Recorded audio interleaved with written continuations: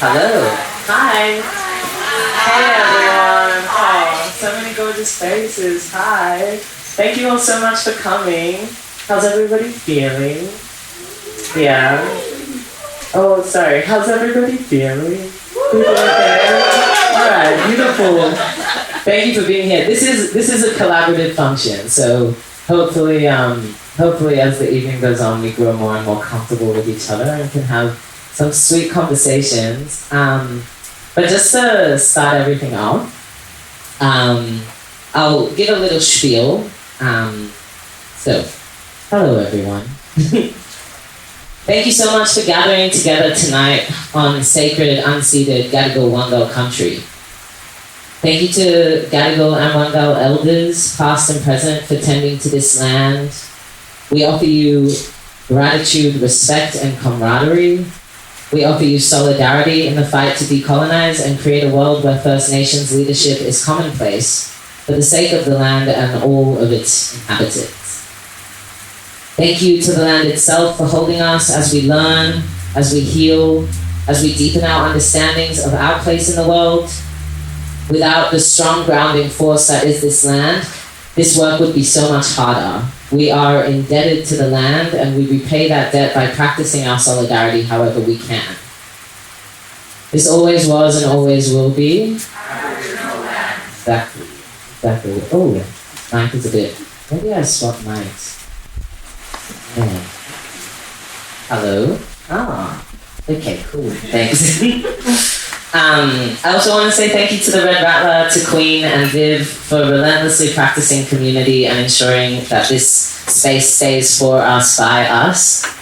I also want to thank each of our ancestors, and maybe we can all take a moment to thank our ancestors who guide us throughout our lives and have led us to this moment here together. I'm very, very grateful to be here and to be here with all of you, and all of you, and you. Thank you to the ancestors who crave healing, who push us to make intergenerational reparations, who remind us to define out for ourselves what is right and what is wrong. Thank you to the ancestors who want redemption and lead us towards, intergenerational reparations, I said that. And thank you to all of us again for being here and for choosing to engage. Now, I've made peace with the fact that we won't get to cover everything tonight. This is the beginning of a really long conversation, which I'm sure actually most of us have already started. But I wanted to thank you for showing up to this portion together. I think it's a really beautiful thing for us to choose to sit with each other in spaces like these and to try and collectively generate visions for new futures in a world that is so full of turmoil and chaos and grief. So tonight, we gather for hope, for connectedness and learning. We gather in that grief, in love, in pain, and in privilege. We gather in solidarity, for community, for change, and for learning. Tonight, we gather for humanity, for our own and for that of the oppressors. We gather because we need each other, especially in times like these. Tonight, we gather because the world is changing. And the collapse of the Western Empire is happening. We're witnessing the veil lift more and more with each passing day. It is getting harder and harder to deny the evil systems we exist within and benefit from. If we want to survive, let alone thrive, we need to continue dreaming up, visioning, and creating new ways of living outside of these empirical structures. And in order to do that, we need to collaborate. It's crucial that we gather as a community. And I thought that for today, it would be a good place to start with some intentional redefining of words like love, care, community, and solidarity. I'll do a little bit of housekeeping and give you a run through of the evening. Everything is really, really loose. It's really, really casual. I don't know if you're getting that from the way that I'm speaking, but I'm hoping that that's translating. There is no rigidity to the structure of the evening. We'll read the room, we'll read the vibe, but what I've got so far is we'll have our panel discussion for about 50 minutes to an hour. Then we'll have the wonderful Betty Grumble grace us with an optional Grumble Boogie if we want to integrate all of this thought space into the body space. And then we'll have an hour and a half to get some food and to have some small group discussions. Spend some time, there's some collage stuff, arts and crafty bits on the table over there. If we want to do any sort of crafting to tangibly translate the things that we're speaking about. And then after that, we will have a big open sharing space. So if anyone's been inspired by anything or wants to share anything or start any discussion groups beyond this evening, that'll be a space for us all to sort of share and get that going. Does that make sense? Yeah? There'll be a few shifts of the layout of the room throughout the evening, of which when that happens, I'll ask for help. If people are able and willing to do that, that would be great as well. Make sense so far? Yeah? Okay, stunning.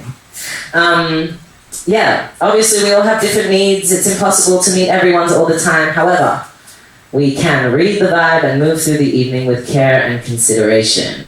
Again, I just want to put an emphasis on collaboration. Please come chat to me if anything at any point feels ick or weird, or you want to shift in the mood or anything like that. We'll do that together. The bathrooms are just down here. Viv and Queen are around to help out, just behind the bar over there. Thank you so much. We have Thomas on the sound. Thank you, Thomas. And then we have our wonderful Auslan interpreters over here as well. And Ross filming. If anyone doesn't want to be filmed, hopefully you've got a little orange sticker on, and come and chat to me after the event as well, and we'll make sure that all of that goes smoothly and not involved in any release clips. Okay. Alright, I'm almost done rambling. Is that okay if I go for a little bit longer? Thank you. Thanks everyone for your patience and understanding. Alright. I want to recognize that there are a lot of different people in this room. A lot of different lives and experiences gathered in this one space, and it is so important that we are all mindful and respectful of this. In conversations around revolution and how we might contribute to it individually and communally, there are aspects of honesty and vulnerability that are tender and sacred. Let's hold that together with a practical care. There may be moments tonight where you feel triggered or uncomfortable. I ask that we approach these moments with curiosity, asking questions like, why might I feel dissonant right now? What's underneath this feeling? Is there something I'm denying myself? Questions like these can sometimes be more helpful and enlightening as opposed to shaming ourselves or each other. Discomfort is not a bad thing. It can be a sign pointing towards an internal conflict or dissonance which, when faced and massaged, can actually create more room for learning and for growth. I am committed to being here in discomfort with you. If you feel that as well, maybe you can say that in your heads. I also want to acknowledge this space with all of our energy contributing to it as a container of sorts. I believe in the power of voice, right? If we think about sound waves, that's tangible energy. Voice is sound waves generated from the self. So when we speak, we're outputting tangible energy that impacts the bodies and the spaces around us. Does that make sense? So I want us to be really intentional about the ways that we're using our voices tonight and how that might impact the people around us. And words and voice are extra important in times like this. Through the colonization of language, we've been distanced from intentional meaning making. What do we mean when we speak? Tonight, we're going to focus on words like love, care, community, faith, and solidarity. When we say these words, what do we mean? Are there practices behind them? We've been so distanced from meaning, distanced from actions, from supporting our words. And so a lot of us have become really comfortable in a sort of complacency, able to say the right things and tick the right boxes, but never actually compromising our privilege for the sake of practicing what we preach, right? This was and still is me a lot of the time. I, however, have been forever changed. Since this iteration of frontier violence kicked off in Palestine on October 7th, the veil is lifting more and more with each and every passing day. We are bearing witness to the encouragement of genocide from Western governments in the name of Zionism. There is no denying the presence of empire anymore. There is no denying the depth of white supremacy within our own colony, our communities, and ourselves. And it's scary because none of us are immune to the programming embedded in survival within Western colonies. None of us are exempt from the morally corrupt choices necessary to survive under capitalism. It is a powerful thing to speak this shame and to share it with each other, allowing it to move through us, allowing space for collective problem solving and activation. It's really overwhelming and quite an intimidating thing to grapple with, so thank you for choosing to be here. The truth is that us as individuals don't have to do everything if all of us is doing something, right? I was chatting with a friend about community and its meaning recently, and they brought up the story of Sisyphus. Do people know the story of Sisyphus? Sisyphus is like, I think Greek, some Greek guy. Yeah. Oh, yeah. Yeah. Was it Zoe that I was talking with, maybe? Anyway, Sisyphus is this guy. He's like pushing this boulder up. Zoe, please correct me if I'm wrong, but he's been like cursed to push this big boulder up a hill on repeat, and every time he gets up to the top of the hill, it rolls back down. He just has to do it over and over and over again for the rest of his life. Grim.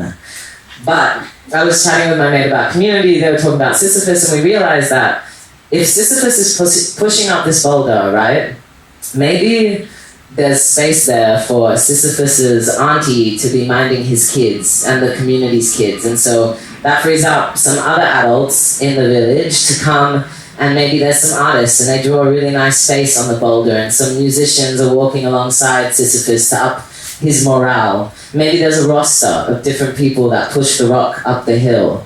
Maybe there's the grandparents in the kitchen back at home cooking up and making sure everyone stays well fed and nourished. What I'm getting at here is that when we operate as a community and we share our resources, when we identify where our skills are and how we can contribute to collective liberation and sustenance, it makes life more livable. Yeah? It makes survival much more possible, especially as we see these systems we've relied on for so long begin to collapse. So that's what we're going to talk about now. I might get each of you to do a little introduction for yourselves and say a little something. I'll start. My name is Imbi. I am a practicing mystic. I'm a poet. I'm an artist. And I'm a lover of community. Yeah, that's me. Hi, I'm Enoch. I'm a screenwriter. I'm primarily a television writer. My mog is Boogerman, which is Palm Island, just off Townsville. I'm also Tongan. I'm also gay. Yeah. Hey, I'm Felix. I use they, them pronouns. I am a proud trans and First Nations person from Kabi Kabi country, which is the Sunshine Coast of Queensland's Glasshouse Mountains in particular. I work with First Nations kids. I run an arts program for First Nations kids out in the western suburbs. It's really beautiful. It's, so I just want to say as well, I'm feeling a little bit on edge. My beautiful dog spent last night in emergency and I haven't picked her up yet, so but we're here.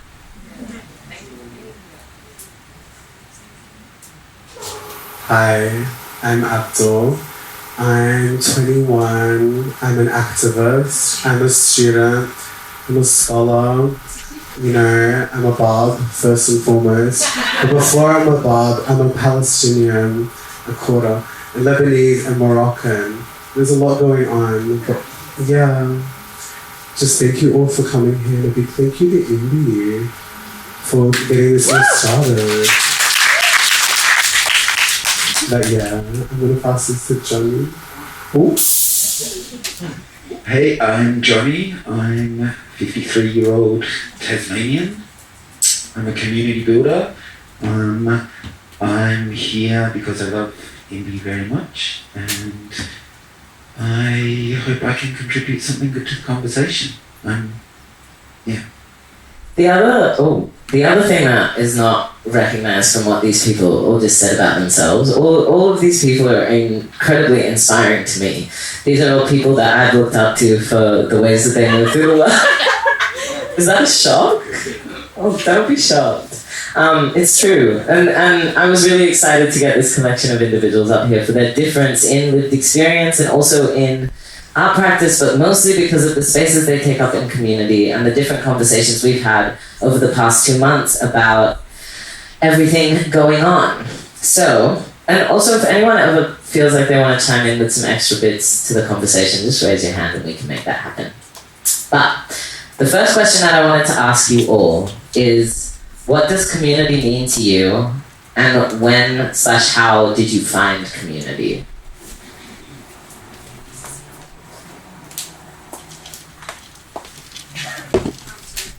Community for me is like showing up is really important, but like holding each other whilst doing so, like collectively, and being able to, if someone's only got 20% or 30%, being able to at least show up if you've got it for them too. I think it's we always have in all of our individual lives so much going on all the time, and I think when people are aware of that but still being able to like be here together, and I think growing up Black, we have a pretty big community and it's a pretty tight-knit community as well. Queensland's a little complicated.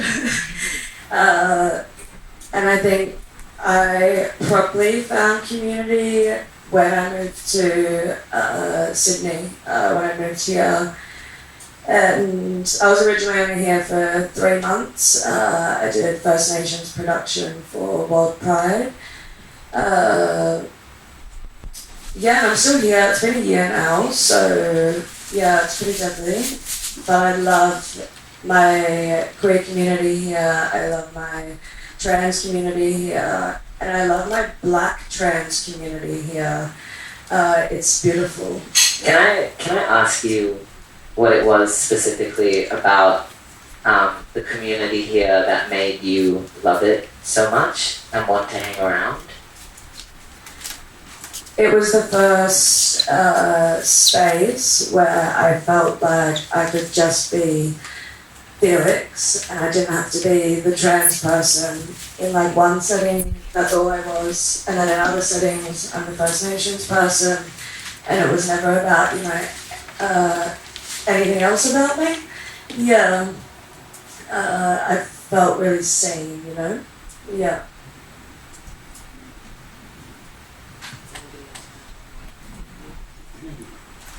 Community, I think, is just one of those. It's one of those big words, and it's hard to break down if you really want to sit there and like, what does this mean? It's head throbbing. It's a mind fuck, but it's important to define it in some way, shape, or form. I feel, and so community can be like a daya, like a village. It can be this right now. People within this theatre. Community can be, even the pricks who are across the road doing their lawn bowls. Community can exist in a negative and in a positive way as well. It can work to really uplift people out of quite difficult situations and allow them to prosper.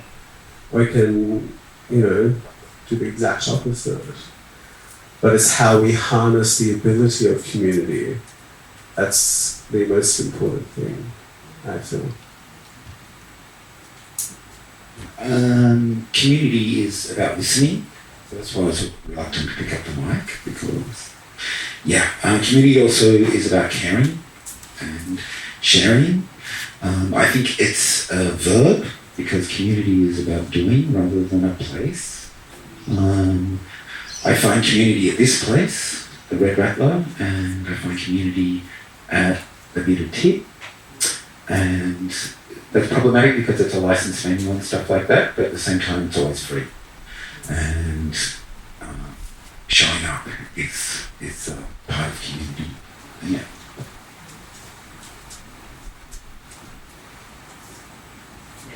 Cool. Well, perfect segue, because the next question is about care. And I want to highlight a few things that were said before as well, just around community being a practice and these things being, like community being something that needs to be maintained and nourished and contributed towards. I also think it's really interesting what you said, Abdul, about community having the possibility of being like sort of more of a toxic space. Yeah. Do you want to talk a little more on that? Or not? No, okay, let's focus on the positive. Focus on the positive. Let's keep it positive. Yeah, beautiful. We're not airing the shade. No, none of that. Yeah, great. But yeah, I do think that there's this sort of interdependence, right? Do people know when we say stuff like symbiotic relationships, does that make sense to people? This idea of like we all feed off each other, you know? Not so much like I scratch your back, you scratch mine, but more like the clownfish in the anemone. So all those suckerfish that exist on the underbellies of sharks, and they swim around together all the time, and the fish clean the shark of the bacteria they get to eat, and the shark offers the fish protection, right? Community. Yeah.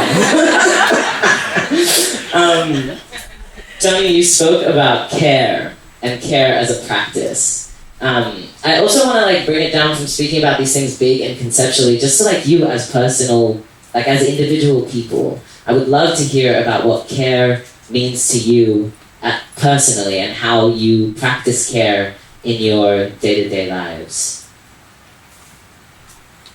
Yeah, I think like care sometimes doesn't always look nice. I think for me, am I speaking to this right? Sorry. Hello. Yeah, that's way better. Yeah, it doesn't always look nice, but you know, care sometimes does look nice. So it's you're constantly oscillating between the two.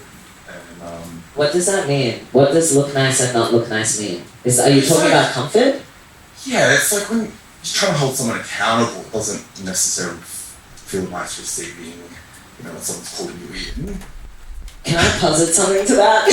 Yeah, speak it. Okay, because for me, recently, I've come to this realization that, like, if somebody wants to be, if somebody claims friendship with me, I think it's really important, and it's like one of my number one tells now, if someone is comfortable to confront me and call me out on my bullshit.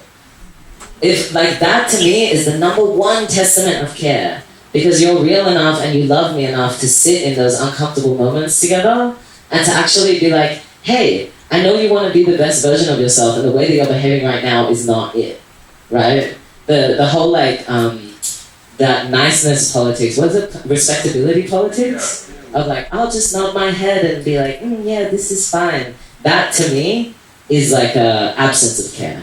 Yeah, it's just something like values. But I also need to know, like, what did you get caught in for? Oh, me personally? What did I get caught in for then? So, care practice.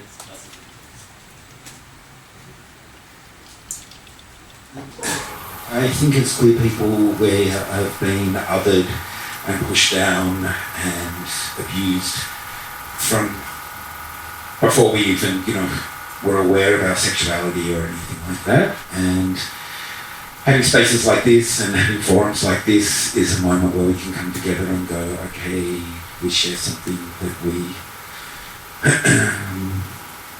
we share something that we can turn into a positive.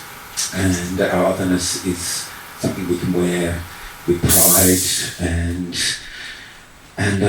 not be awful to each other, because there's enough out there, enough hateful, disgusting people who want to give us that to us anyway, that we can just show kindness and compassion for each other. Does anyone in the crowd have practices of care that they have been working on or developed or feel particularly passionate about? Think on it. Oh yeah.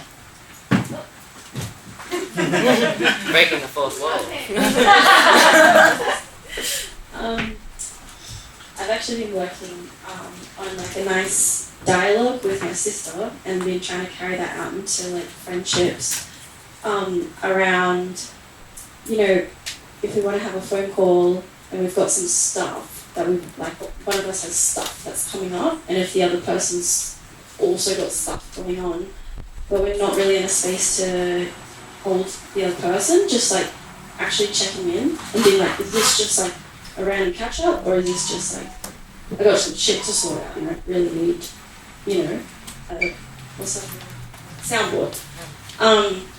And then another thing is like, if someone comes to me and says that they have something they want to share with me just because they're like got shit going on, I really try and practice. It's like, do you want advice or do you just want me to listen? Just because I hate unsolicited advice and I never want to be that person who's giving that. And I also feel like it's really invalidating if you're just being like, oh, I just need a vent right now, and then someone's coming in and like whacking you with some advice that you're just like, no thank you.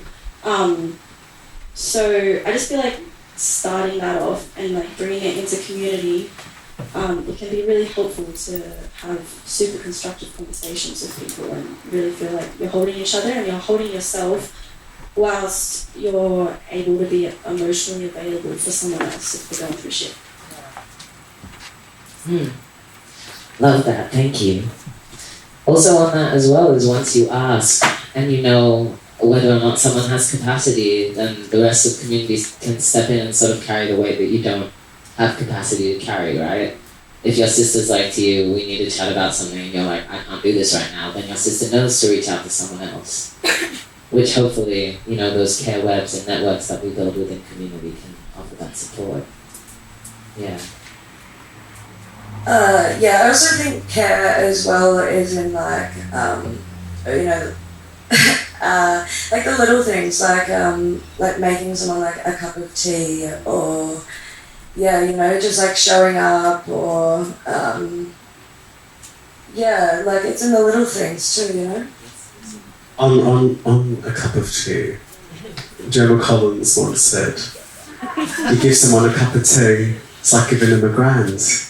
No, but truly, it's the small things that do go a really, really long way. It had a point, y'all. Settle down. Don't get too rowdy yet. Save for Gumbo Boogie. Period. But yeah, just like food. Food is a really, really like important thing. Chicken soup if someone's feeling sick. That's how our grandparents, at least mine, would communicate to me through food. Like if my grandmother was pissed with me, or if I did something bad, she'd feed me chili. If I did something good, I'd get the whole fucking feast. But it's just like, you know. Next. Yeah, love that. Love that. Thank you all for sharing. Many different facets of care, many different ways of practicing. And encouraging people also to consider their personal practices of care, to consider how they navigate that, how they offer care to the people around them. Alright, defining again, what does solidarity mean to you? In a time like this, it's impossible to have conversations around care, around love, around community without recognizing the differences in our lived experiences and the differences in how we're being impacted by the happenings in the world at the moment, and in the past, and inevitably in the future. So wondering how we show solidarity, what does solidarity mean to us within community settings? I feel like the most basic form of solidarity, especially in these times, is showing up. Whether it's virtually, if you're not able-bodied and you can't come in person, virtually sharing the posts, spreading awareness, having conversations, awkward, like tough conversations with family and friends, that goes a very, very long way. Merely opening a dialogue can do, so much. Of course, direct action is key in solidarity as well. If you really want that solidarity to go the extra mile, But it's not everyone's role. Of course, it's not for everyone to do direct action. Those who are able to do direct action and are willing should do it. Not everyone. Yeah. Echoing that, I think it's really important actually. Over the last few weeks have been particularly difficult with just general burnout, and also cultural burnout is like a whole other type of burnout. But I came back from a weekend from helping my friends, and I ended up staying there for the night, and I had therapy in the lounge room, which was a beautiful session about how I've been feeling about being able to show up constantly. And the response was, Black, First Nations, people of colour globally are always at the front of everything. We are carrying the heaviest load, and I think it's also really important if you are white, if you are non-Indigenous, to when you are showing up, when you can understand that the other people in the room, the First Nations, the Black, the POC, the globally, are really kind of carrying it a bit heavier. So I think that's really important as well. Yeah, I just wanna sort of like acknowledge what you just brought up with hi Matt. Yeah, I actually just really want to acknowledge like what you're saying about exhaust, and there is this general sort of malaise happening, which we do need to acknowledge, because there's conversations like it feels like it doesn't appear from anywhere, like our activist fatigue amongst young people. I think it's really unique to Australia. So that's in the Australian context. And that's because, we're a fascinating country where our Labour Party introduced neoliberalism, I think, under a Hawke government. I think Keating was our treasurer, basically accelerated,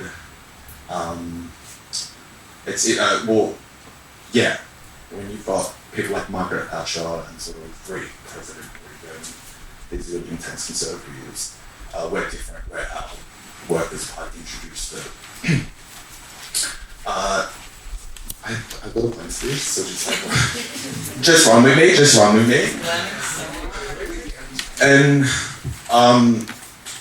so there's this academic at UTS, Elizabeth Humphreys. She sort of references this Italian philosopher in the 1800s who speaks about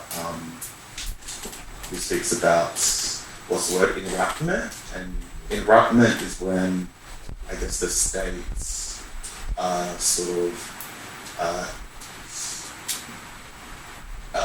see militant action, see radical forms, and sort of adopt it into government, therefore placating activism. Bring it back to the neoliberalism, blah, blah, blah. This is important to recognise because what Labour has done has reduced a population of, 50% of Australians, have union representation, and now we only 13% of our workforce is union repped. So there are fundamental sort of realities which have exhausted, and that's because there is no structure around organising. And when things like this happen around the world, and things happen here in this country, it reveals active attempts at the hands of the Labour Party at disorganizing the population, de-radicalizing people, but sort of like feeding things through government policy, like the referendum, for example. Am I making sense? So, solidarity to me in this country, what I think is needed and urgent is militant voices, militant young voices, and sort of like really pushing them forward, because I'm worried that like we've just decided on an emotional sense that people just go through activist fatigue, and it's like, no, there's a structural answer. There's a structural answer to that. Like it's not magical. Just doesn't happen, and all of a sudden the youth are tired. You know, the people representing us have made active attempts at.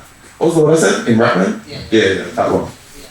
But yeah, that was Antonio. What did I say? Antonio Girardi? Yeah, he's like 1800s, really hot. Google it.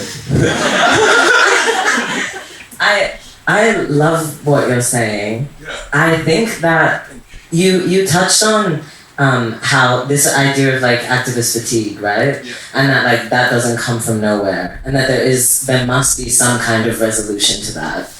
I wonder if one of the potential angles of resolving that is fortifying community and is creating new ways of sustaining each other. Yeah, I mean, it's like it's staying organized, and I mean, like, I'm sorry if there's any labels. Labor's incredibly flop, and they've like enacted some, I guess, like the worst sort of policies that Trump is even basing some on. You know, if there's like a record in history, which is when things get to let's ring out MPs, I start to question whether like, or like whether it's a lost cause and we should, you know, I don't know, getting freaky with it or something. Yeah. You know what I mean? Like, We also don't have the like knock back history of activism in the same way either, because we've never had extremist governments in terms of like Europe has or Latin America. Oh, John Howard would have been considered, you know, somewhat of an extremist government. No, Like no, extremist, like super no, extremist. he wasn't at all. I was a teenager then. I guess, like I'm saying, is the other side of what you're saying is then the revolutionary kickback is relative to the push of the government. Can So, we pass the and mic, that's the please? longitudinal communities that connect over time. So like, I spent a bunch of years like living in the American South, and the history of activism there created longitudinal communities. And I'm not saying we don't have them here, but we're much younger, smaller, and not as in younger colonized, like obviously country. And I'm just saying that I think it's a circle, like the government and the activism that comes, and how like you had Thatcherism and you had like that wasn't even that's necessarily that extreme. Can anyone extrapolate this in a way better way? I'm too anxious to. no, yeah, like, I get it, but I do definitely think, from my perspective, like, there is a placated youth, and like, Is it a placated youth though, or is it a disconnected youth? Yeah, like it's Because I feel like when we see each other and when we have connections to people that are all, you know, people that have a variety of lived experience, and we find a genuine sense of purpose in caring for them, then the motivation is like matter of fact. Maybe I'm projecting. Do people resonate with that? Do you feel like when you love someone and you care about them, like if there's a genuine connection there, you're more willing to like fight for them and to fight for? I don't want to dumb it down, but solidarity comes from the word solid, and when you say you do someone a solid, you stand up for them and you protect them and you're there for them, and that's what I see as solidarity. It's actually them being tough and being the support. Yeah. Yeah. All right. Oh yes. Hello. I actually, I just really am super interested in this activist fatigue because I loved everything you were saying, and I was like following on. I'm also someone who, when I try to explain anything politics related to anyone, I just crash and burn. I'm just like, oh, I don't know enough about history. But I also spent some time living in the American South, and I do think that like there is something there that just has more like of a like I learned more about mutual aid there than I ever sort of did here, because there was like firstly a necessity. It was live or die, single swim there, and I also think that I'm really interested in like, because the youth is being kind of like painted right now as like, radicalized and virtue signaling, and like there's a lot of things that the media is trying to write off about the young generation coming up who are at these protests every week. But there is a fatigue, and I was curious if you, like with that activism fatigue that you're talking about, I think we're all feeling it. Like everyone is just burned the fuck out, and I think that my experience of mutual aid and organising in the South was they had these places that people would come to talk about what was happening in local politics and talk about direct action movements, but they were also really nourishing spaces. Like you'd go there and you'd have dinner, and this one particular group I was with, all of the men of the community would cook all of the meals all afternoon and then bring the meals and they would serve, and everybody else, women and non-binary folks and everyone, would lead discussions, and it was always just these really nourishing spaces. So you were doing and talking about really heavy things, and people that were really actively having violence inflicted on them in very real ways in communities. But within these spaces, every Wednesday you would go to and you'd come out feeling totally nourished.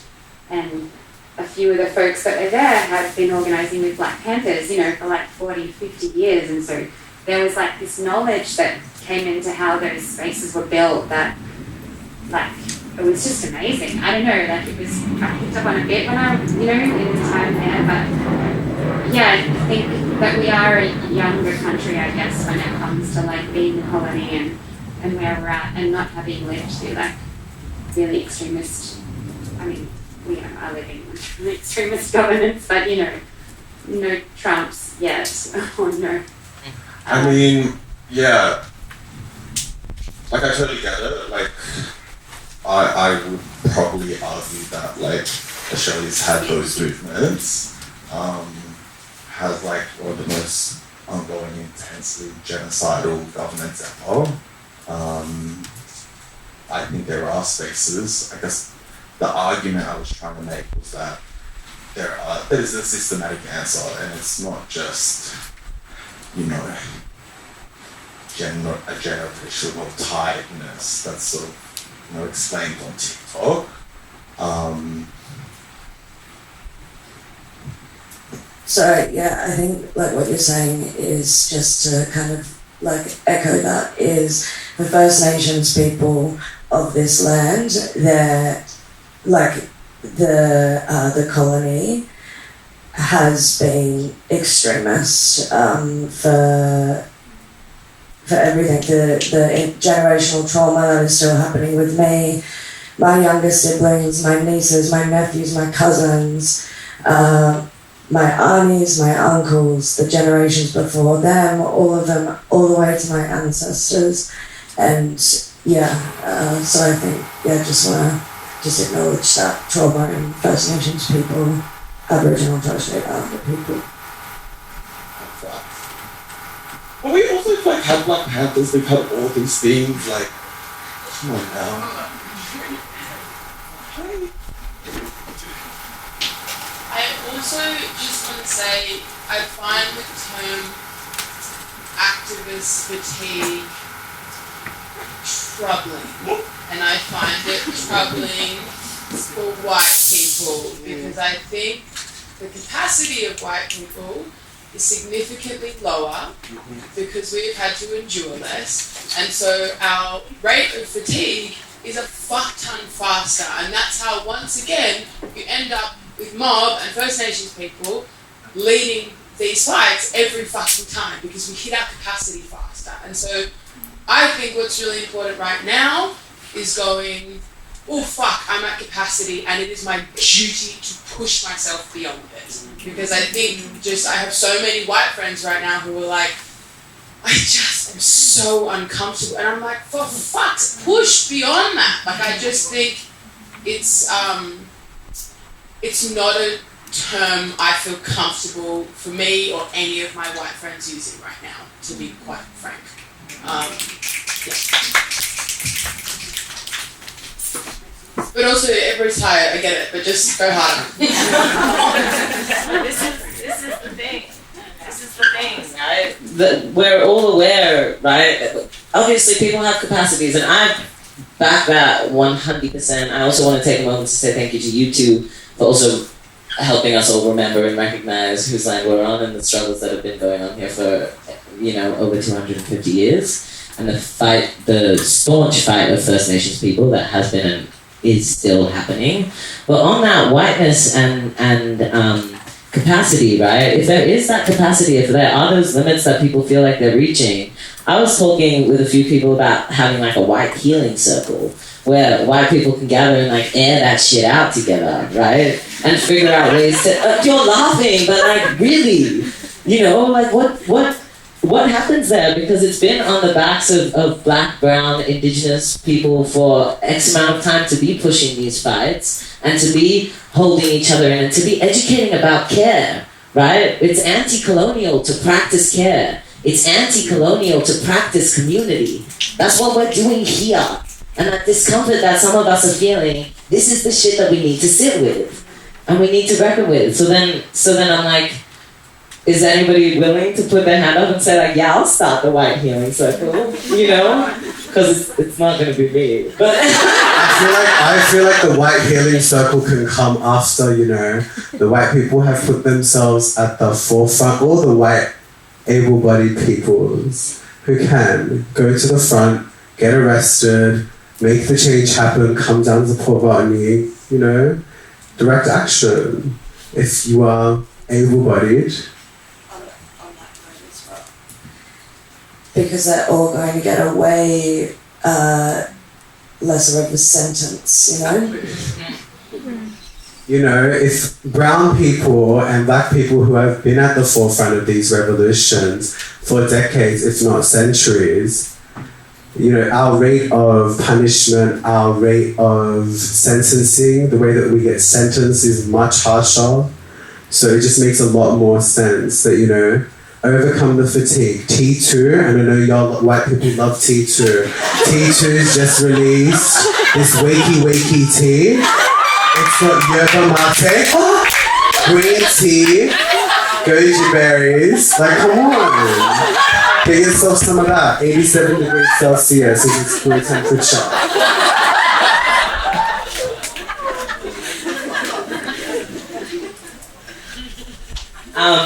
Okay, love this. Love what's happening here. Great.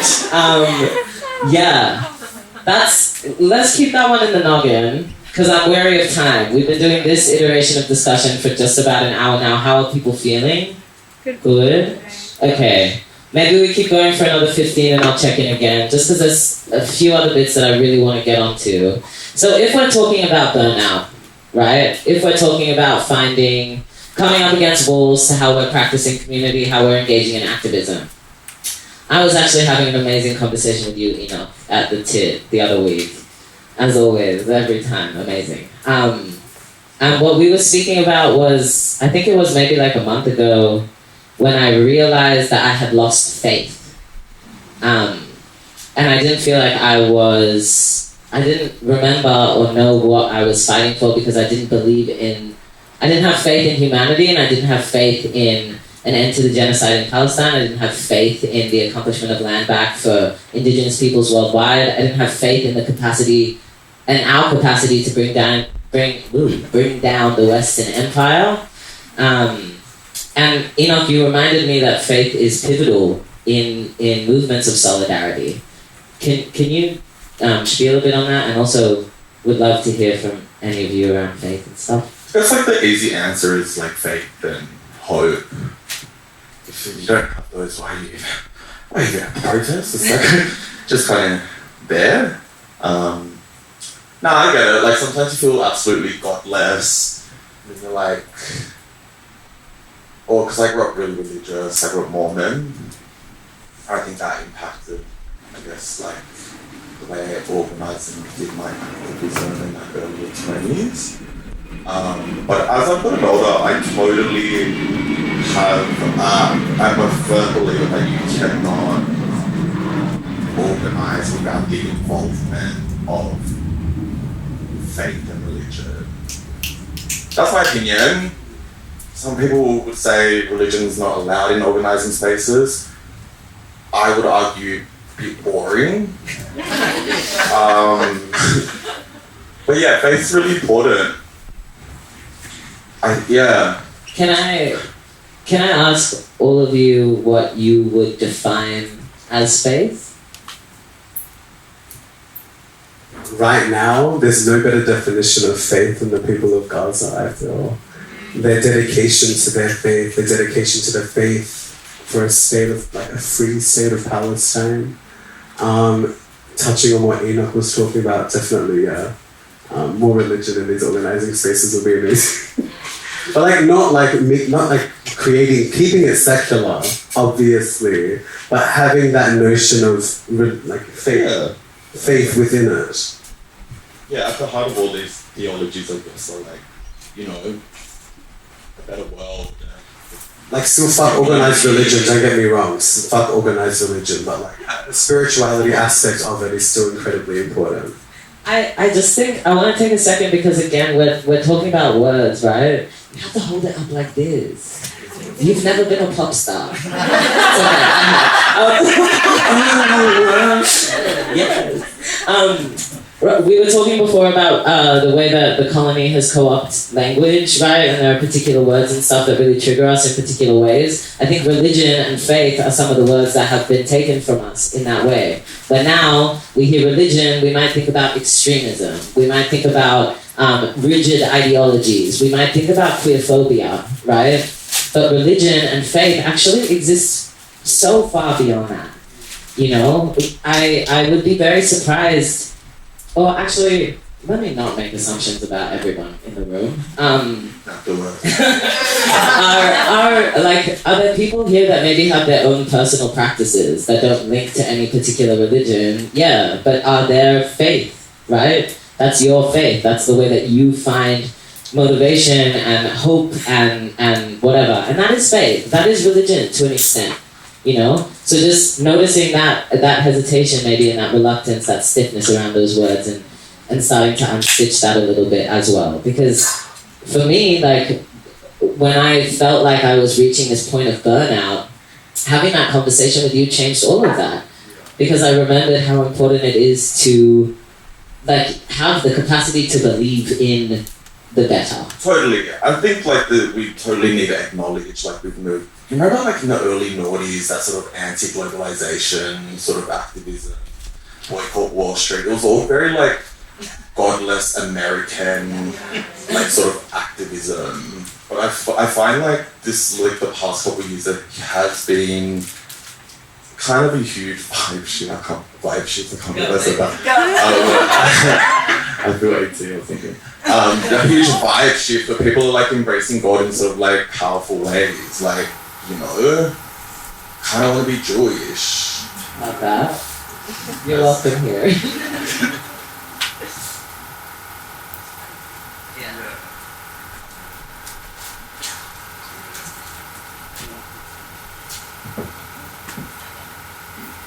Hey, I love this. It's something I've been thinking about a lot as someone who is decidedly faithless for many years and recently become very faithful.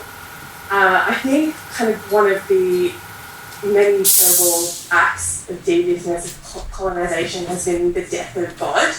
I think colonization has come to many a land and intentionally killed the God of people, because to destroy faith is to destroy the belief or the capacity to imagine a better future. And I think when you talk about faith, Imbi and Enoch, it's the deep capacity to, it's like deep creativity, it's this deep imagination to believe in a world that you don't even know what it looks like yet, but to dig so deep to believe in a God in that way is what faith means in activism. But yeah, thank you. Beautiful. I didn't know that all week.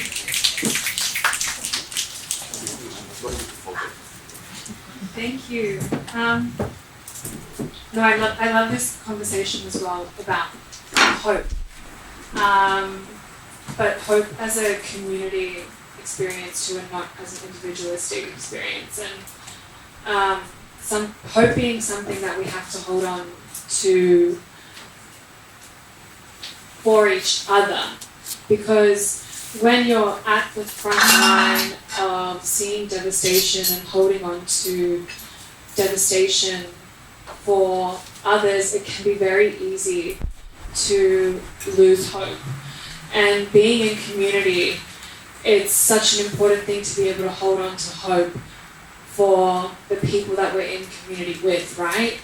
And that's where I think religion can be really important in this as well. And whilst it can be a really, difficult thing to think about sometimes because of personal experiences that we've had with it, things that we hear about and things that we know that religion has done to people as well. But religion can be a vessel for people to hold on to hope through, right? And it provides people with a community of hope. And this just feels like really important conversation when we're thinking about community and being at the front line of difficulty, right? Yeah, it's. We're in church right now. This is a congregation. We're here because we care about each other, we care about something more than ourselves. And I think the dance floor is also that. I think it's a spiritual place that enacts healing and yeah, Wednesday nights at the Tip, that's my church. I get to go there, I get to put people on the stage. People talk about stuff, they're together there, they come through, there is some sort of transformation. So yeah, anyway, we're in church right now. You look at you look at the Pacific sort of environmental activism, South Pacific environmental activism, and the environmental activism at the heart of it is religion. So although it was used as a colonial tool, it also I guess can be used to sort of liberate people from. Next question on board.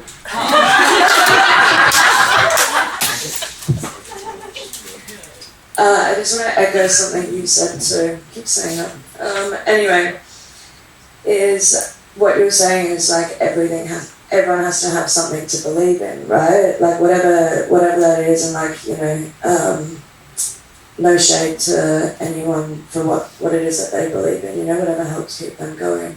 We don't have religion, we have the dreaming, so I think also, when talking about this, the word religion, I guess, the dreaming isn't a religion, it's a way of life, it's everywhere where we are, it's caring for country, it's the dance floor, it's, not sleeping and watching sunrise with your homies, it's in absolutely everything around us, but it's not a religion,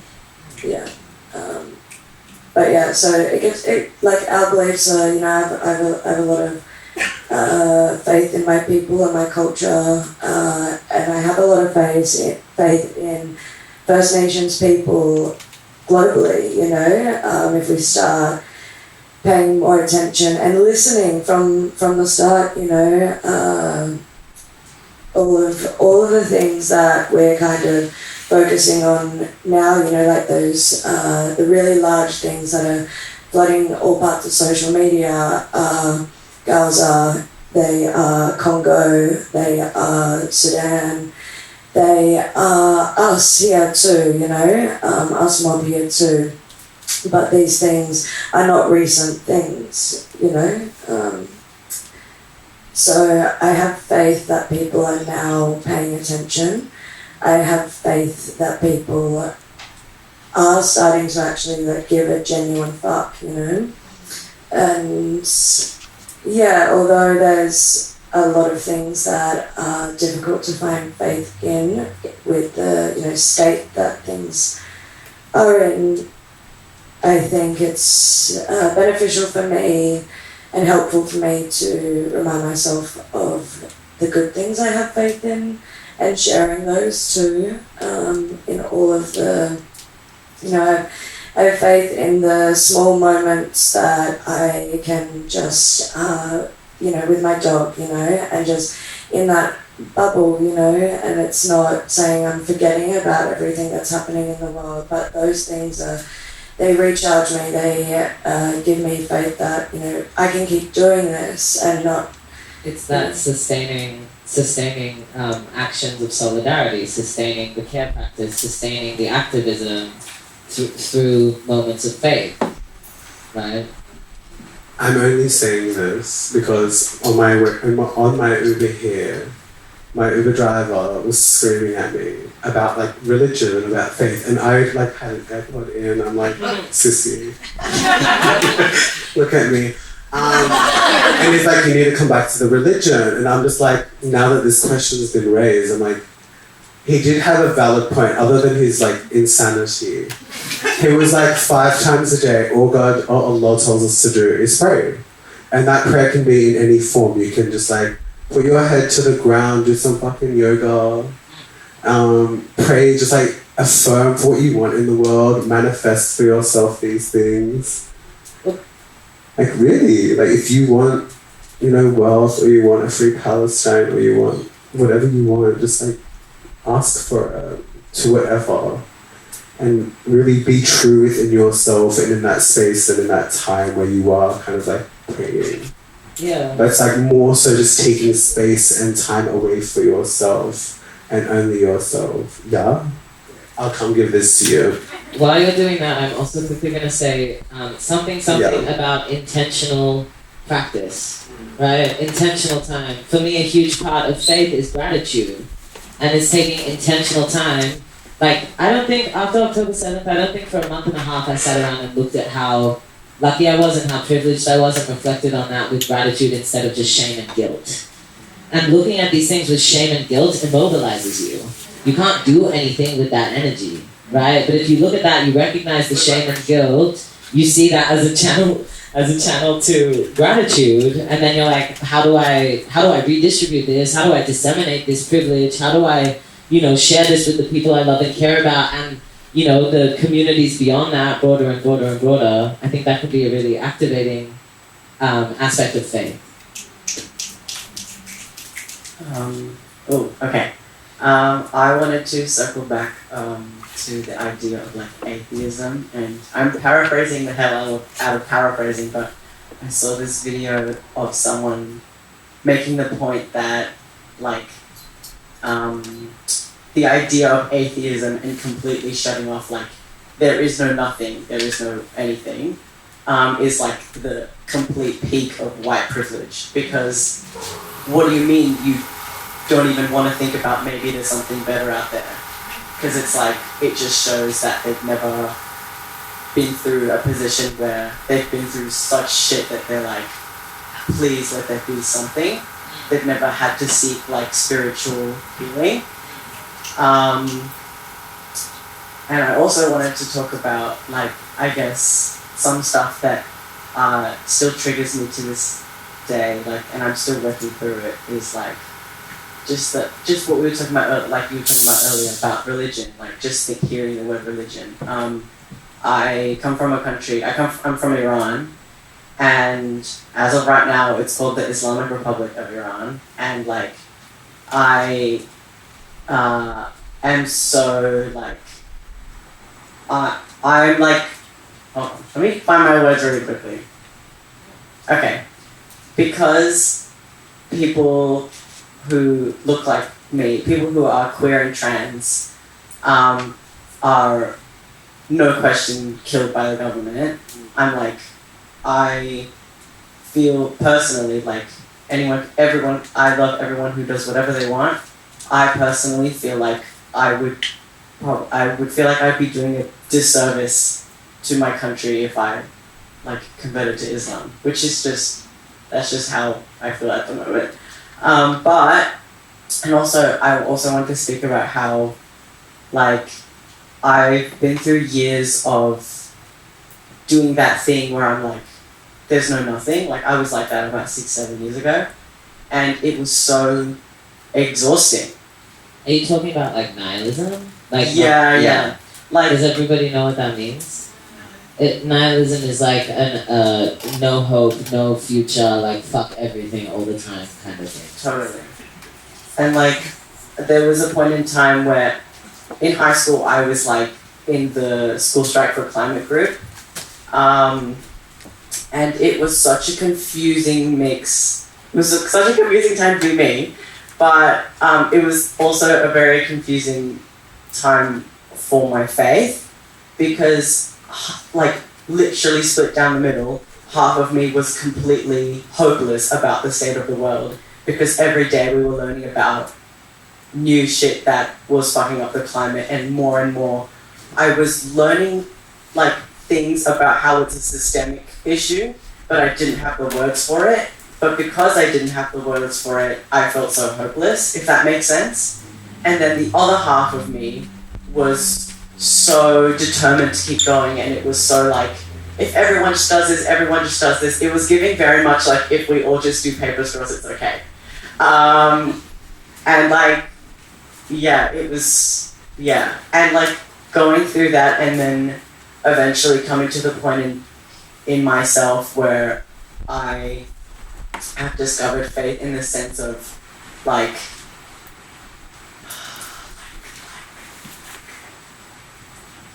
not where okay, hold on. So guys. Okay, I've like found faith in the sense of just acknowledging that there is a spiritual side of me that needs to be taken care of. Love. Thank you. And ignoring it is not just doing myself a disservice, it's actively putting myself in harm. Bully. Thank What's you. your name? Solaris. Thanks so much for sharing. Thank you. My pronouns are he, him, BT dubs. Thank you. Yeah, love. Thank you. Was there? Yeah.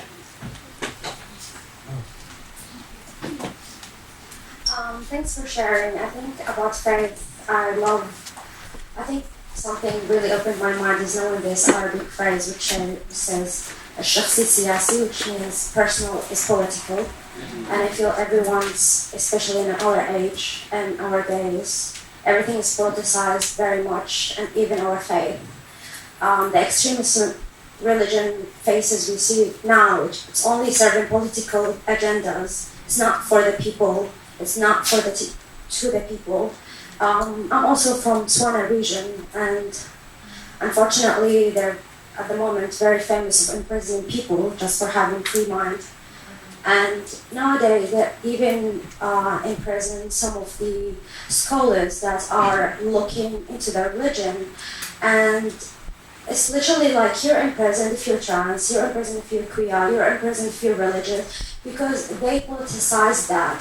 If you don't work like a effing hamster in the wheel and give us the last thing, which is the last result, which is, just work, be individual, and this is just like separating us, and our faith is personal. And our personal experience is political, because the political is also, everything is happening to kind of put us like a sheep, like a way how we can move together to serve the bigger picture, which unfortunately, harms the environment, harms First Nations, harms everybody, and even like quote unquote white people. I'm sure like you are also like really how to say that, because there is dividation now. There is also like this, conversation we're having just because of this political view that's sitting on a imaginative cloud above us, where we can just sit down in the bus and be like, hi, how are you? And how you feel today? And laugh or do something, just be silly in a way. And that's radical and that's change. Yes. Thank you. White people are mad. What? What did you say? Okay. Amazing. Faith. Big. Lots. Yeah? We'll get back to that. How's everybody feeling? It's 7:13. How are you all? Wait. You need a cigarette. Cigarette? We've been going for like an hour and 15. How are y'all feeling? Break? Question mark? Yeah. Yeah? Alright. Okay, well, Okay. let's take 10 minutes, 15, let's take 15 minutes. We're gonna take a break and then I'll hop back on the mic and explain what's gonna happen next. Ooh. Okay, thank you. Oh, also there's food on the table over here, please help yourselves. Beautiful. I'm kidding. Y'all eat. So, how were the little group discussions? Was good? Beautiful. So this portion of the evening, I suppose, as we indulge in some sweet treats, is a space for everyone to be able to share, right? The beginning of the panel, the mic was kind of running around, but it's a bit disjointed. You can't really say all the things that you want to say. This is a space for people to share any particular things that inspired them, if there was anything new that people learned, if there was any discussions that people want to continue having. This is a space for us to all sort of share that together. Does that make sense? Does that feel good for people? Yeah. Also to share any collages and art things that people make. Alright. Does anybody want to start? Oh, scary. Can I do something very quickly? You can do something very quickly. Where are you? Does anybody want to speak to anything in the meantime? Should I just keep speaking? Yeah, me. Oh. Go on.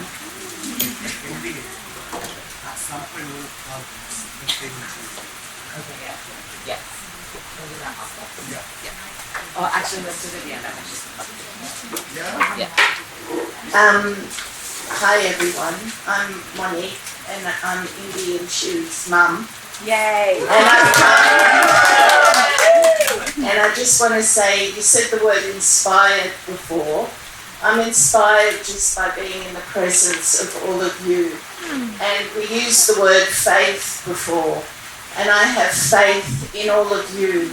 And I find this community amazing. How you come together and you help each other in a non-judgmental way. You care for each other. And I have faith that you will all be the teachers of future generations coming up, because that is so important. And that is what's going to make a difference in the future. Yeah. And thank you. Imbi said to me, you're not going to go on the microphone and say that you, because I said I was feeling all warm and fuzzy, like I always do when I come to these things. But I'm just so, as a mum, speaking as a mum, to see my two kids embraced by such extraordinary people, and yeah, I think it's wonderful. Bless.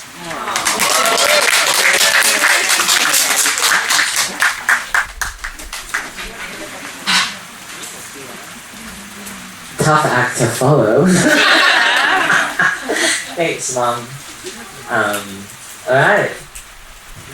We also don't have to do this if people don't want to share. Yeah?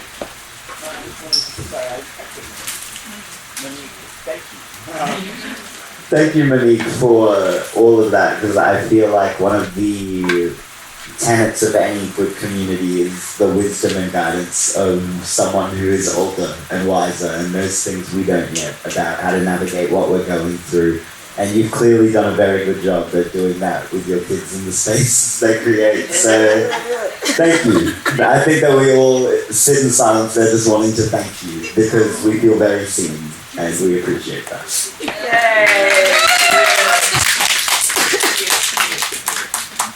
Cute.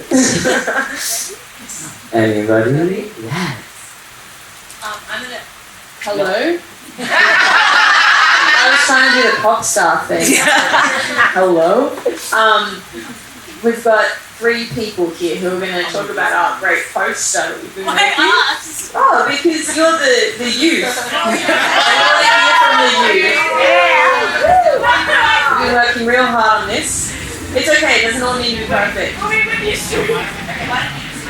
Alright, so we came into our conversation kind of from like a really jovial place. We were just looking through these magazines and pointing at these pictures and going, wow, like, you know, what meaning can we draw from these kind of like in a cross-section, higher level thinking?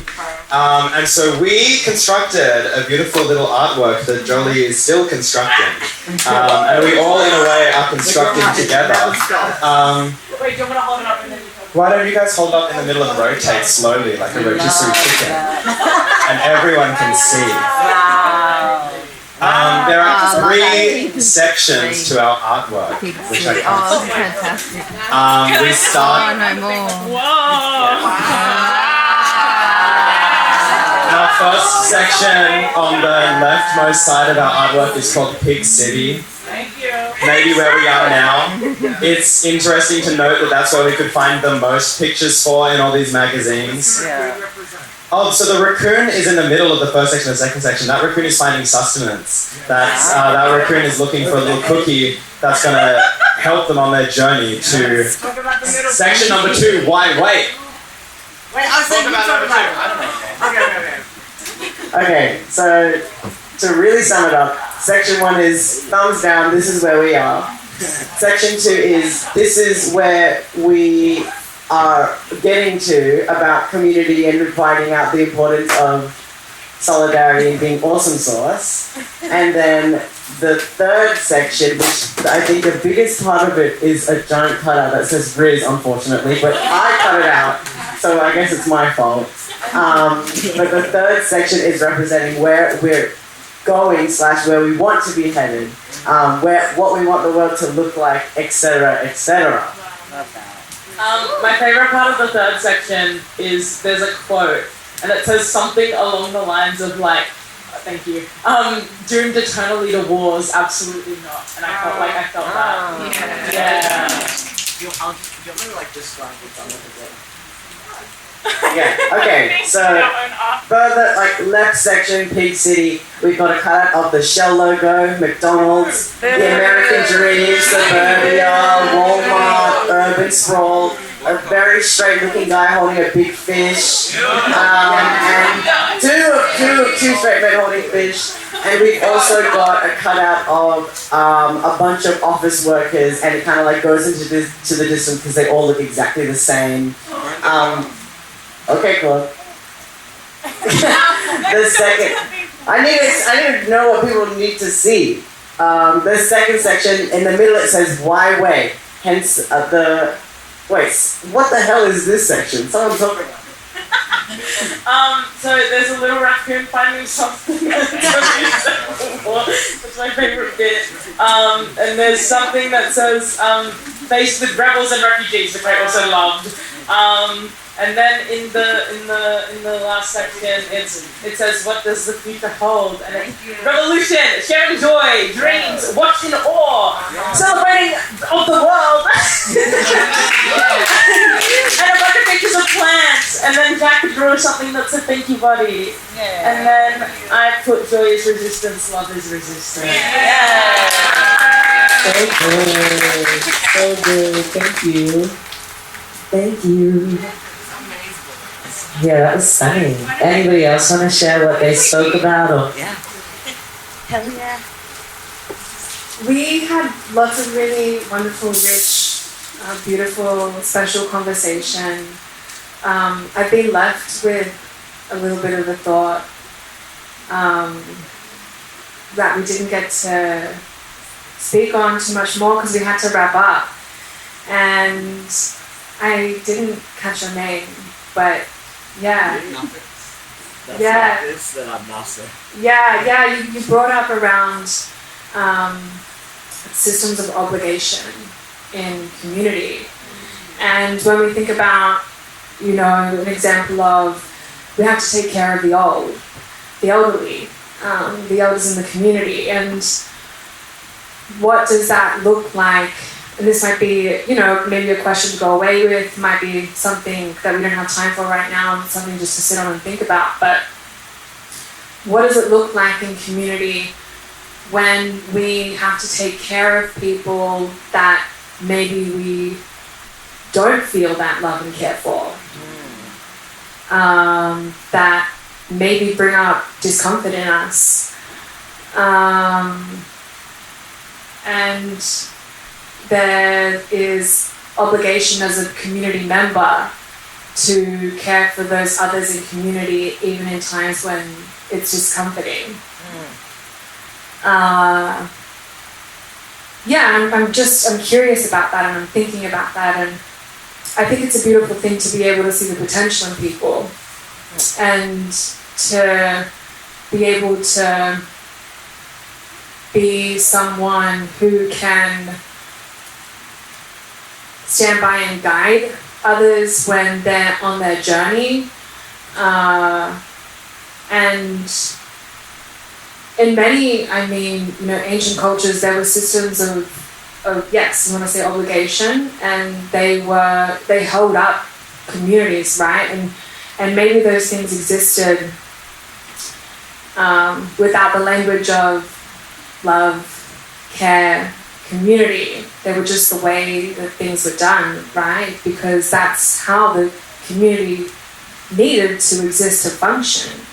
So I'm just wondering, what does that look like in communities like this?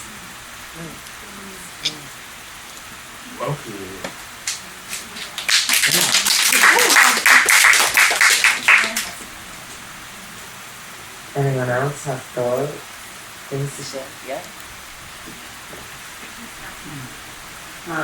That just made me think about the way my mother enacted care in her community.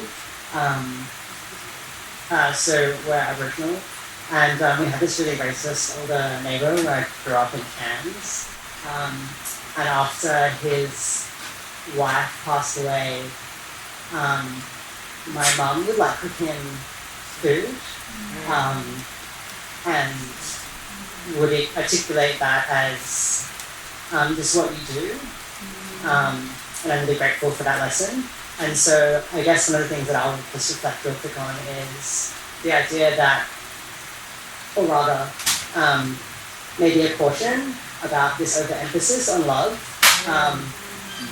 because love obviously exists in the abstract, and we can say that my mum's love for the world and all of humanity was behind that act of care, but also we don't really need to do that. It was just what you did in response to someone else's humanity, and she didn't need to love him.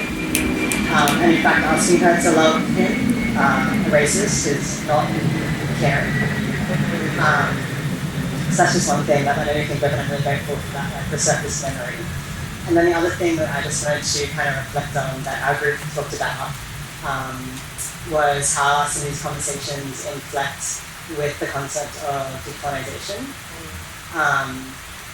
And have only kind of amorphous thoughts around that, but basically, I suppose I see decolonization, and I'd be super interested or keen to chat to other mob around this, because I don't have time to kind of fully put this with all the caveats that are necessary. But I understand decolonization as something that is a collaborative project with everyone, and I, as a First Nations person, am not decolonizing just for myself or my immediate First Nations community, but all of the people whom I love, many of whom are not Aboriginal, and the future that I and all of us are working towards is one way or another. This is subjected to like the state or prisons or violence or borders. And so, yeah, I guess I just want to kind of throw out the word decolonization and get us to think about that in terms of some of these other ideas that we've been talking about. Yeah, I love that, and something that made me think about as well is the way that in the beginning in the panel conversation we were talking about decolonizing language and finding new meanings for words like love, care, community, solidarity, and faith, right? And I think exactly what you were saying around like decentering that word love, I think that's really powerful. I hadn't considered that before, but I also think there are multiple different angles that we can take in that sort of conversation. We can decenter the word love, we can also deepen and shift our understanding of the word love. And when thinking about that, I also had this thought that's like, something that I wrote in the little write-up about this was that we're not trying to find answers here. There are no consistent answers. I read this book called Joyful Militancy, and one of the things that they speak about is this concept of rigid ideology, right? And if you have a rigid ideology, an unchanging way of seeing the world, you have already fallen into empire.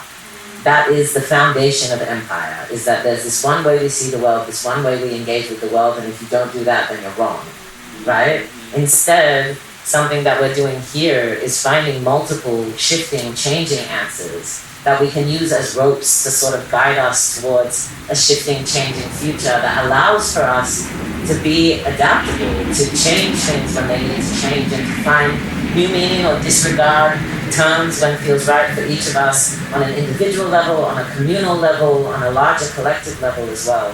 So thank you for that prompt as well.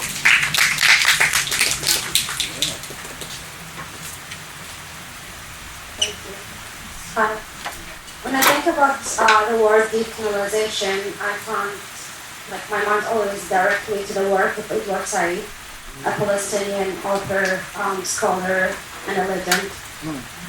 May his soul rest in peace. The way that he explained the Orientalist idea of the colonial systems and how they were based on other and us and me and you, blah blah blah, this and that, and it's all based on a avatar, like a material avatar.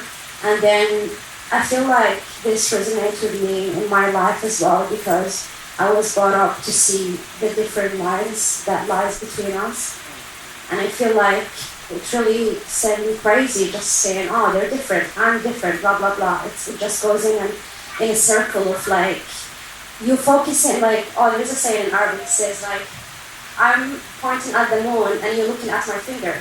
And I think like it's all yeah, anyway.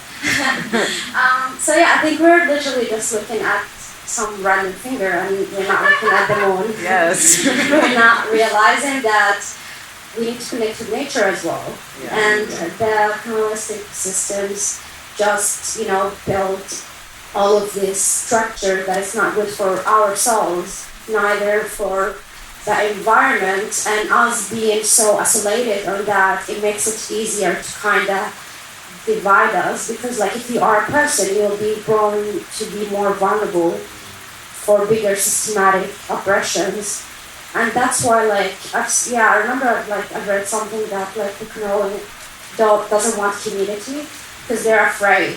So, random, but, I was thinking, growing up, I always wanted to be the first whatever person, because colonialism always tell you, look at this 6-year-old, have a book already, the first person to do this. I'm like, okay, can I not grow up already? Can I do something? Productivity, and after that you just lose yourself and feel shit about yourself and always shameful, and we shouldn't be that. We're literally here just to be and discover and in a way heal what happened to our ancestors. Doesn't matter where your ancestor comes from. There's no me and you, us and me, I and us or whatever, us and others. There is more of we have the duty as individual to look within and see what I'm lacking And we were talking with our group about like people who is silence during these times. And I'm thinking, since everything started, I saw the silence and I felt this is energy. I'm literally having my energy towards them, being angry at people where there's a genocide happening. How about we reflect that and be like, how about we celebrate the people who are out there and celebrate ourselves for being brave and also giving ourselves like the pat on the shoulder. I know it's might be the bare minimum, but also like because it's more multiplies, right? Once you celebrate somebody, even a kid, they're gonna do it again. They're gonna do it again. This is how like our nature. So I feel it's a waste of time, personally, for me, looking at every story, like, putting memes, and I'm like, oh, why are you not? I'm like, okay, you know what? I hope you find the peace. I hope you find the understanding of yourself, because it takes a lot of courage, and it takes a lot of hurt to look within and be like, why am I not acting, right? Because, like, this is actually, for me, and Plus Time really freed us. This is actually the time that we look inside and be like, oh, why did this, change something in me? Okay, this is an opportunity for me to look inward and heal myself, because like it's an individual duty, but also like you don't have to have this burden on you. You can always live in community, family, chosen family, and be like, okay, and also being open to criticism from other people and not having your ego being in the way and being like, because ego was structured and like it's a balloon, and it was like inflated with air by the colonialistic and capitalistic system that makes us always want to fight when we can just collab and collab. Like, why are we jealous? Like, why do we want to compare and fight? So I think I would say the last thing, which is consistency, the key. Thank you, Imbi, for holding the space. It's really important. Thanks for everyone sharing, coming. And consistency is the key. Continue speaking about that. Even with yourself, with your head, you're like, I'm waking up today and choosing to decolonize myself. Yay! And celebrate that, because you're gonna do it. And that's it.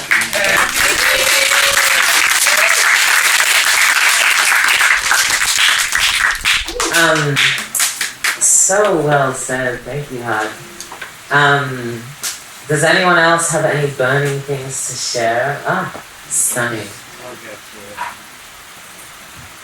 When we talk about decolonization in the context of people that live on that country, I'm assuming, sorry guys, but the land we're on, Wonderland, then I really struggle with words that are going to convey those concepts. That's why we do things like dance together and share food and have conversations, because it's not possible through the channels of bureaucracies like created by the colony specifically to disenfranchise our own experiences from our power.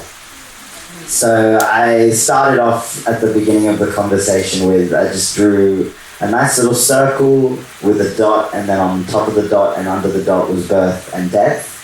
That later became a moon because the moon looked really nice. And also, it should be the moon. I drew some stars as well for the cosmos beyond what, looking at a finger when someone's pointing at the moon. There's so much more than us, and there's so little we'll ever be able to understand, especially without listening. So I would start drawings like this with something like a river that flows into more creeks and streams that feed plants and other life, and then it'll always come back to a tree. It'll always come back to a tree, and then roots for the tree, and then the grass roots around it that sustain the life. And so near the bottom, at the very bottom, I wrote, and I posed in our group discussion, what do we owe each other? When we were talking about decolonizing, it's very hard under these conditions to understand truly what we owe the people around us without overextending ourselves.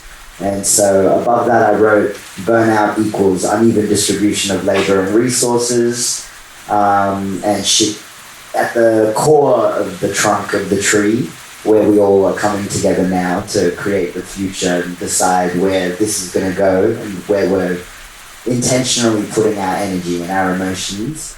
then I put sharing resources and labor, because that's where we are right now. That's what we're doing. We have all come on our own journeys, and we have created our own space for our own labor and resources, and now we are coming together and we're exchanging that. That's incredible. So at the bottom, on the side that I use to deconstruct colonial stuff, then the very bottom had gathering / conversing, what we're doing right now.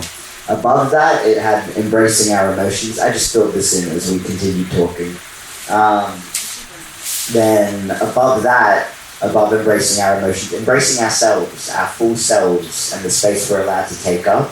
Because only when you can do that for yourself can you truly do that to another person without falling into codependence or, you know, things that will lead to toxicity and lead to resentment and lead to unhealthy relationships that erode community structures. So above that, embracing each other, and then once we embrace each other and embrace ourselves, we can trust ourselves. We can trust that we were able to, you know, find that place for ourselves in the world, and then we can trust each other, listen to and acknowledge each other, and that brings us to this important part we're at here, which is sharing safe space. And then above that, creating our own safe spaces wherever we go in our communities, and then protecting those safe spaces, because until we protect them, until we create mechanisms of community safety, of walking your mates home, texting, hey, I got home safe, all this and that, until we have that, then there's a lot that we don't understand before we can reach a point where we can actually stop black deaths in custody, because let's be honest, we can, it's not necessary. And they have also weakened their own structures over time to, you know, make their colonialism more insidious, and we can use that. We do not have to spill another drop of blood. No one has to go into jails and get fucking beat. No one. No one has to die under this system anymore. Not me and not anyone in this room. And it's really difficult to acknowledge that, because I know we have all lost a lot to get here.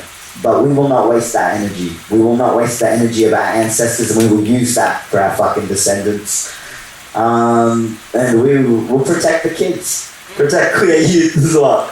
My shirt says today, I got it at the Pride Picnic Acon does in Parramatta every year. I think it was like the 15th year running or something, or maybe 11th or 12th. I really have no idea.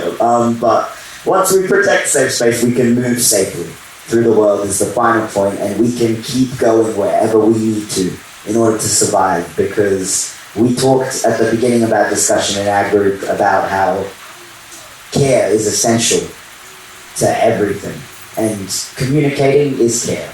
Communicating is care. So what do you do with care to go forward and to keep that momentum going? You have to take action.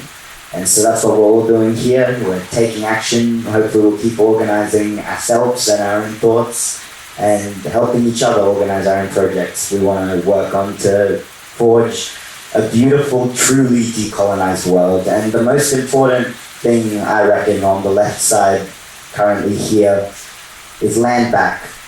How do we get back to the land? Bimal and Diora are two words that are used in vogue. I'm not mob, I don't know much, but also it's our responsibility as settlers on this land to try and to talk to people who are willing to teach us. And some of this is just stuff that's around, you know, like we preserve a little bit of colonial history around. These words are around, Yora, Bimal, but I think one that's really important that I've learned about is Nura, which is when Bimal and Diora come together and create the spirit, the country. And we are going to build a beautiful country on this continent together. And I'm so glad to exist in the same timeline as all of you. That's enough for me. Thank you. Alright, I had on the schedule that we'd go until 9:15 and it's 9:13, and I'm recognizing I see a bunch of people melting in the space. I think that's a good sign that we've done a lot of big work in the brain and the body. But as all of this comes to a close, Fade, I don't know if you're still here, but we caught up the other day and had coffee, and I was just asking you a bunch of questions about this space and how to hold it right and you know what could be useful to help with this whole process, with everything that we've participated in this evening. And Faith had this really brilliant idea, which was to try and leave people with a question or an activity or something to tide us over until the next time we gather. Which also I will say there is going to be a next time in the new year. We'll have more of this happening, which is really cool. And I've learned a lot through this experience, and I'm really hopeful that people will reach out with feedback of things that they enjoyed, which was also Faith's reminder to me to make sure you ask for feedback. Yes, but there'll be more of this in the future. Anyway, Faith was like, you should, if you can, offer people like a project or something to work on in the space between this meeting point and the next meeting point. And so listening to everyone talk just now, question that I was hoping that we have more time to speak on and more energy to speak on was the simple question of, what is your role in the revolution? Right? It's a question that we hear a lot, and I don't think it's something that we really actively consider. And I think when we talk about our individual roles in the revolution, it really diminishes our capacity to think about the brilliant things that we could do. And after an evening like this, discussing community, finding people with shared intention, shared belief systems, shared ideas around what beautiful worlds we could build together, what beautiful communities and care practices we already share, I really hope that this would be a beautiful foundation for us to start conceptualizing how we might integrate that into our personal practice as we engage in revolution. Because revolution is happening. Right? None of us can deny that the world is changing in ways that we've not yet seen. Yeah? People are waking up, there's an ease in accessing information that we haven't had before. There's an urgency that we haven't seen before. There's a brutality that we haven't seen so viscerally before. Obviously it's happened before, but we haven't borne witness to it like we are now. So what do we want to do as individuals, as community, as lovers, as partners in life, as friends? Who do you want to be in this space? A question I asked myself that's been really helpful is, I saw it on an Instagram infographic or something, and it was like, in 10 years, what are you going to tell the next generation you were doing during this time? And it's an obvious question, but it fucking hits. So I really encourage us all, if there's one thing that we carry from tonight, and sort of like mull over in our minds until the next time we meet, is just that one question of, in your dream revolution, what is the role that you play? Do we think that feels like a nice question? Yes. Stunning. Okay. And now quickly, I just want to say thank you to every person that I've spoken with about this evening, every person that's attended this evening. I want to give a special shout out to the people who spoke on the panel. Thank you all so much. Thank you, Felix, who's not here anymore. Thank you everyone who shared throughout the night. Thank you for being open-minded. Thank you for having open hearts. Thank you for sitting in discomfort and wanting each other to be better. It is a beautiful, sacred thing to gather like this. And I'm so, so grateful that we had the chance to do it all together.